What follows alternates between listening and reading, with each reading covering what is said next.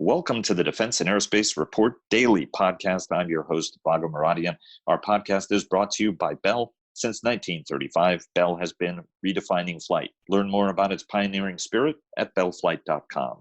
Later in the program, Harrison Schramm and Peter Koretsos of the Center for Strategic and Budgetary Assessments on their new report on the coronavirus pandemic. But first, joining me is our producer, Chris Cervello, to talk a little bit about our upcoming coverage this week, including the U.S. Navy's impending disclosure of the investigation into Captain Brett Crozier, the former commanding officer of USS Theodore Roosevelt, who was fired by former acting Navy Secretary Tom Modly, who in turn lost his job for his comments to the ship's crew. The Navy today announced that one of Roosevelt's crew has died, succumbing to the coronavirus. Chris, thanks for joining us. Vago, thanks for having me. I hope you and your family had a nice holiday weekend. It was absolutely great, but as you know, there's no stop for us Right. at all, given that we're trying to have a sustained op tempo. Before we get started, a quick shout out to all of our sponsors. Leonardo DRS sponsors our global coverage. Northrop Grumman sponsors our weekly cyber report and broader cyber coverage. Fincantieri Marinette Marine sponsors our naval coverage. And Bell, of course, sponsors our podcast. The Navy is about to announce its investigation into the entire Crozier affair, I guess we should say it, as Captain Crozier recovers from coronavirus himself. More than 500 of the crew have now been diagnosed with coronavirus, and that number is mounting, as we said at the top of the program. Sadly, one of those sailors has now died. What should we expect from this investigation? An investigation that I should say the Chief of Naval Operations made a very passionate case asking that, hey, look, let's do this investigation first rather than going ahead and firing the captain. Talk to us a little bit about what we should expect to see from this investigation. Well, I think you're going to get a view into the command climate on board Theodore Roosevelt, specifically the relationship between the strike group staff led by Admiral Stu Baker and their relationship with Theodore Roosevelt, led by Captain Brett Crozier at the time. What I'm told by people that have seen pieces of the investigation is that investigation centers on the relationship between the two elements, what information was shared back and forth, and why the captain felt compelled to send that email first, and then second, why he felt compelled to send it without collaborating or discussing it with his immediate chain of command, and Admiral Baker, who lives, 20 to 30 feet down the passageway on board Roosevelt. So we'll get a good sense of how that dynamic plays out. And the expectation is that Navy will do one of three things. One, they'll let the relief stand, essentially status quo. The second thing would be putting Crozier back in command. And perhaps just simply admonishing him, either formally or informally, for how the information was released, sensitive information over an unclassified network, as has been discussed a couple times on the pod. And then the third is that they put Crozier back in command and look to take some other formal action against some other element of the chain of command for allowing it to get this far. So I expect we'll hear about that relationship, and then the Navy will do one of those three things. And which one do you think is the most likely?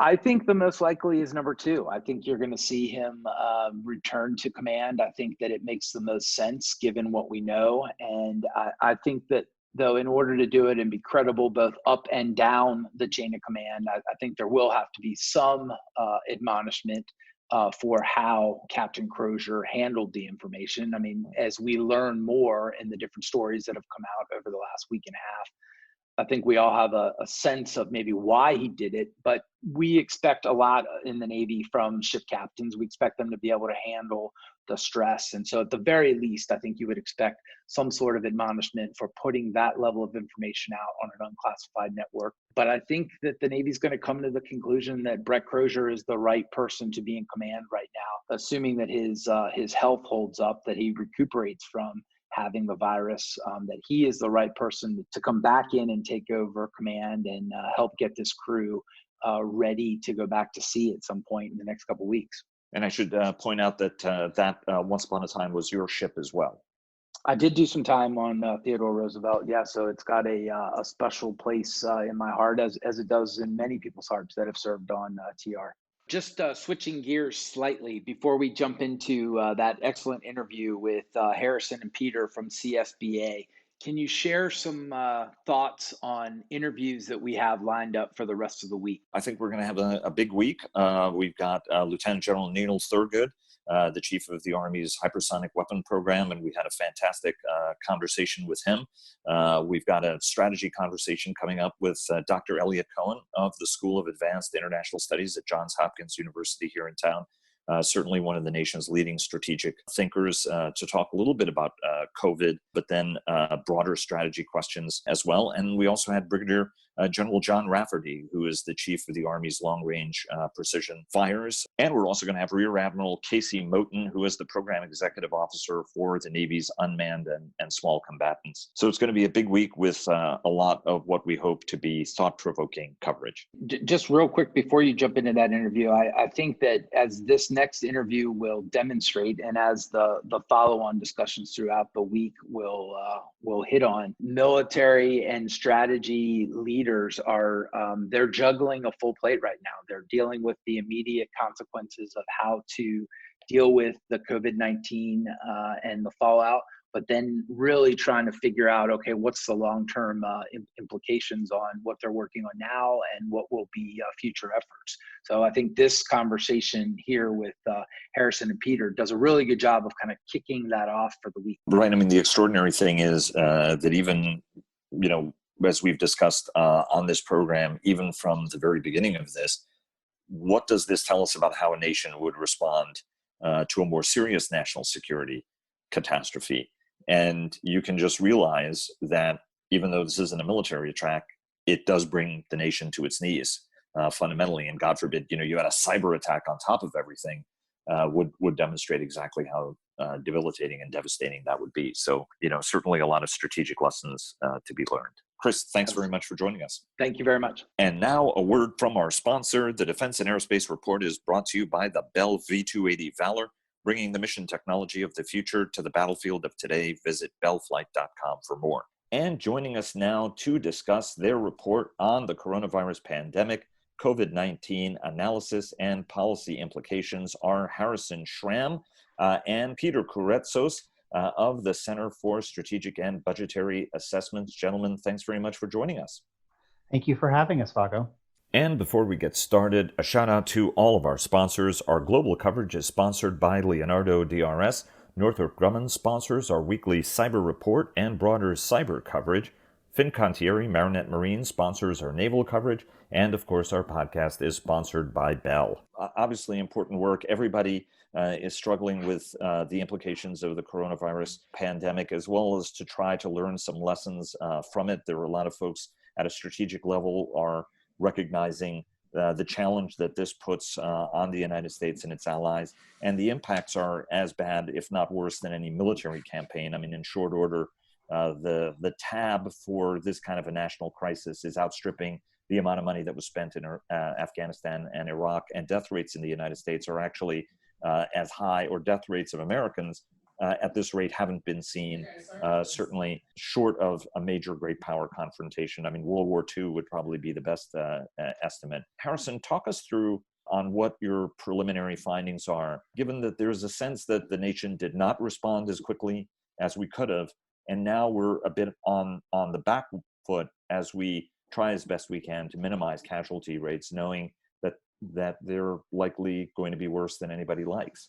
With that, hindsight is 2020, and linear growth, which is what most humans are familiar with, looks very much like exponential growth at the beginning until you've gone off a cliff. So the things that we're doing right now to control coronavirus by social distancing and flattening the curve are clearly the right things for us to do. This is going to be with us. It's my sense that this is going to be with us for a long time. And one thing that we mentioned in the report that is very important is to make sure that we keep these measures in place until the epidemic is past.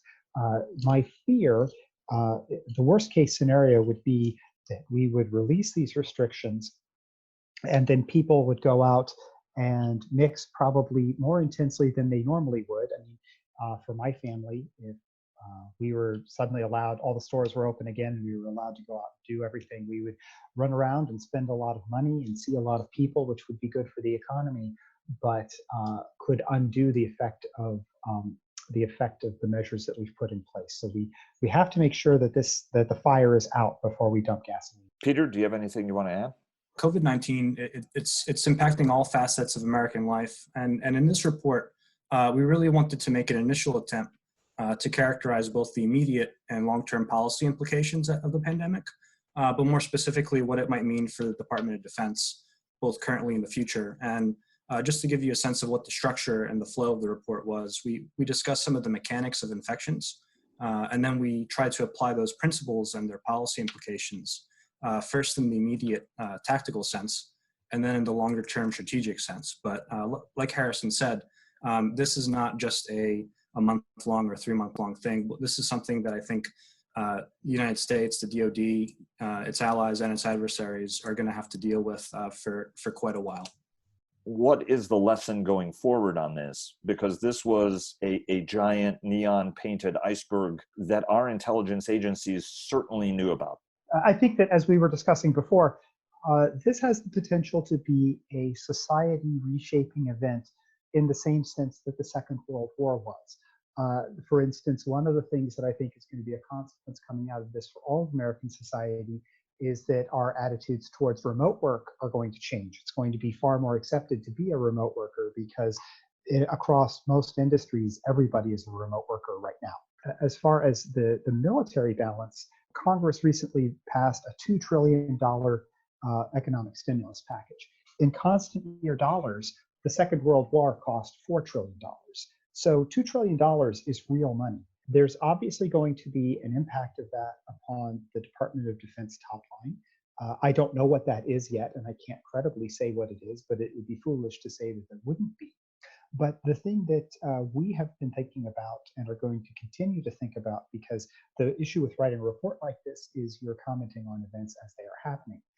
But not only will there be a change in the top line, but I sense that there's also going to be a demand for changing how the defense budget is structured within that.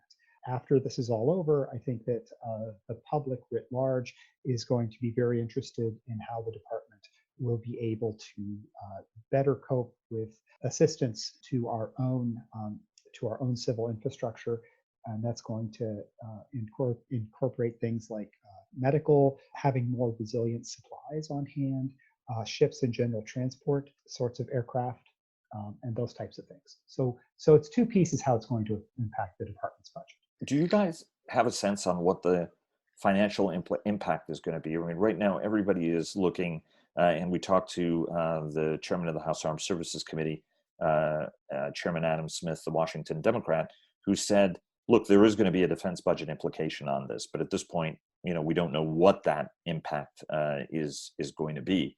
Do you guys have any sense on what that impact is going to be at the end of the day? And how much of the DoD budget or the federal budget may be redirected to try to bolster stockpiles of ventilators, masks, gloves, you name it, and have a much, much more formal approach to pandemic detection and mitigation and response?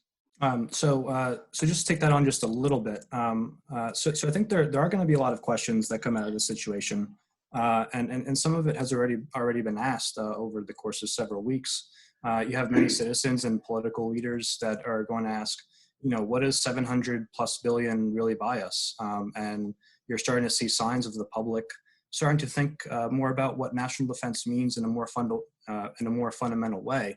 But then when you throw in the defense budget, plus, we just spent, $2 trillion in economic relief, and it's becoming more and more clear that another round of something on that magnitude is going to happen. But we sort of lay out in the report, we sort of just give a picture, this is what, 3 to 5% of year-on-year cuts would do to the top line. And even just from the graph, it doesn't look good. That being said, we do acknowledge that prior to COVID-19 and the stimulus response, many agreed that DoD was already being funded below the level necessary to support the aims as set out in the National Defense Strategy.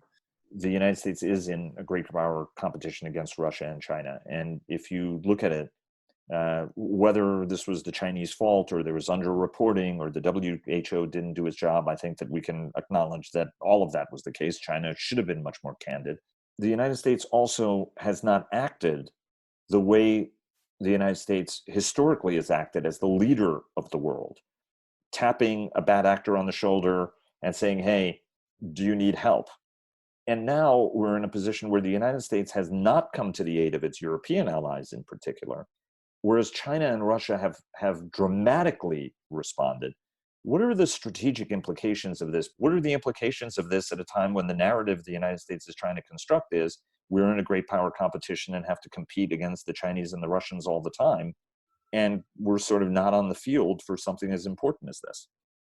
Another question that I've asked a lot of people is, what are we competing for? We talk about competition, but a lot of people have questions about what that exactly means.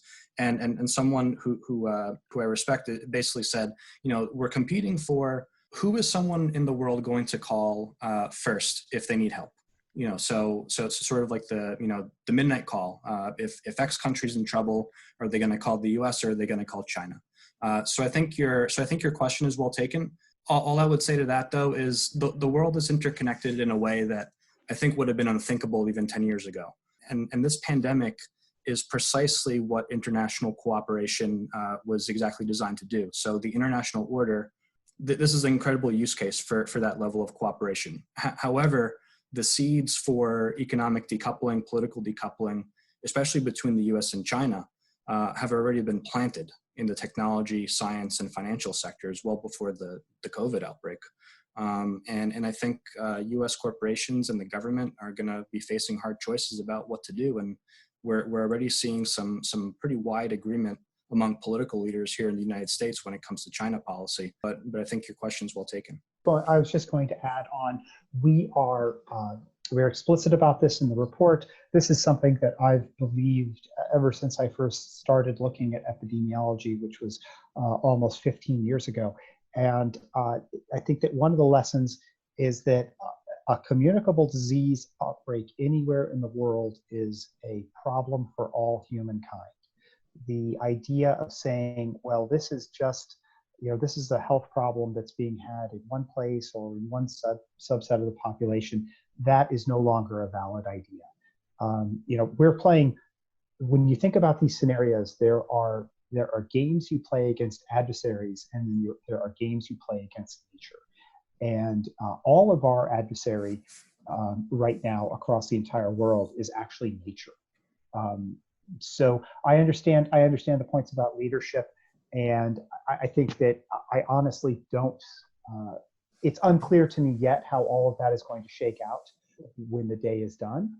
But I think that the big key point here is that we're all in this together, whether we want to be or not. Let me ask one last question, which is sort of perceptions of the U.S. military. After 20 years of war, the U.S. military did emerge as probably the most trusted or admired segment of society. The wake of the response, there are concerns that, for example, Comfort and Mercy were deployed, but we're not seeing very many patients, in part because of standards. I mean, obviously, nobody wanted the ships to become infected, but then it became this sort of, hey, wait a minute, what are these ships here for if they're not seeing patients, for example? Or then you've got the mishandling of the coronavirus outbreak, or a perception that the military was mishandling the coronavirus aboard an aircraft carrier and then minimizing it. This sense that civilians are actually dying at much higher rates. Troops were dying even at the height of war. I mean, again, we're talking about casualty, fatality rates not seen short of World War II. Do you guys get a sense that this could change how the American people think about their military? This is tied up intimately with your previous question.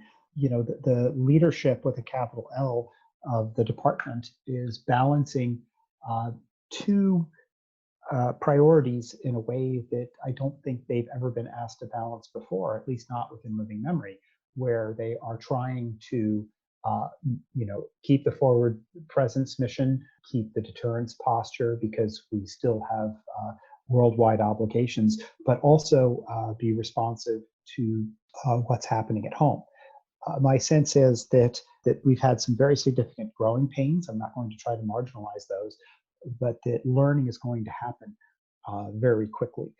One thing that I firmly believe as a 20-year veteran of the US Navy, as a helicopter pilot who's been involved in some humanitarian assistance missions, is do not underestimate the ingenuity and the just downright motivation of the folks on the front lines, being the people who are actually engaged in these operations to get things done. So despite the sort of black eye that they've gotten in the press, both as a veteran and as a citizen, I still have tremendous faith in the armed forces, and particularly the Navy, to figure this out. Although it might take a little bit of time to get it figured out. Peter? So I think, we've seen in the news, each state that's being affected by the virus has different needs. And I think we've seen, some news about, what the military can provide in terms of logistics, in terms of when they set their minds to something, to do it very quickly. And so I think there would be incredible value in sort of a more unified national effort to better coordinate and use the nation's 1.2 million active duty service members and its reservists, in this space. But like Harrison said, it's going to be a question of balancing the current demands that the joint force already faces, that it's faced even before COVID-19. I think in terms of that, there are some things that the military does well, and there are some things that are best left to civilians. And so I think that we're definitely going to learn a lot from this when this is all over. But like Harrison had said earlier, this is going to be with us for a while. We need to learn lessons learned very quickly. We've seen some examples of that, both at the tactical and operational level. The ability to adapt can't be underestimated. This theme of sort of global decoupling has been a storyline that certainly has been advancing steadily. And there's this sense that this pandemic is what's going to put that over the finish line. How do you guys see the future? The world is complicated. The world is incredibly interconnected. One of the trends that has nothing to do with this report, but one of the trends that we've been thinking about is how people in an online world, how they connect and who they consider their cliques to be, in the sense that I can hop on Fortnite and play video games with people in Europe or Asia from my living room. We are sort of an extreme of interconnectivity. When you look at when we order things and we get things that are consumable goods that are shipped to us directly from China via large online retailers. So that's one extreme. Another extreme would be that we simply become isolationist, only produce what we need, only use what we're able to produce domestically. It is fortunate that the United States, although our manufacturing capacity has gone down, my sense is that we could very quickly regain it if we wanted to. If I could just be allowed the freedom to look into the future, I think what's going to happen is a rebalancing where we probably get more, nations probably get more goods that they make domestically, but there continues to be robust international trade. I don't see this yet as being an upheaval of the international trade system, but perhaps a move to bring it back towards the center. So as you were speaking, I looked down at my notes and I had scribbled down, quote, complex system. So I think we've been working together for a bit too long. We're starting to think alike. Thank you. But to Harrison's point, that's absolutely right. I mean, the world is a complex system, and if you pull on one string, it's going to affect something else, just in a way that a generation ago was sort of inconceivable. And so, as big as the world is, with the connectivity that it has, it's also simultaneously not only more complex, but also in a way more crowded. I know we've been talking a lot about social distancing, but the level of connectivity, I've been on I've been on chats and phone calls and tweeting 24/7 basically. So it's getting more crowded, and I think more sensitive to news, to information, and to various shocks that again a generation ago just simply wouldn't have had that sort of effect. And I think more broadly, there are probably going to be two reactions to this. There's going to be a call for increased isolation, bringing things closer to home in terms of supply chains, and then on the other hand, like we had mentioned, Vago, calls for increased cooperation and increased sharing.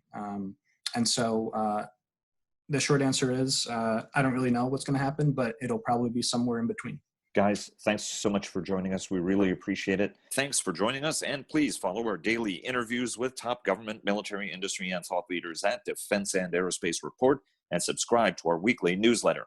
Follow us on Twitter at DEFAERO Report, that's at DEFAERO Report. Like us on Facebook at Defense and Aerospace Report, and check us out on LinkedIn. Check out our weekly cyber report sponsored by Northrop Grumman. For more than 80 years, Bell has pushed past the boundaries of what's possible to drive aviation forward, going above and beyond flight, bellflight.com. Thanks again to Bell for their generous sponsorship, and we'll see you again tomorrow.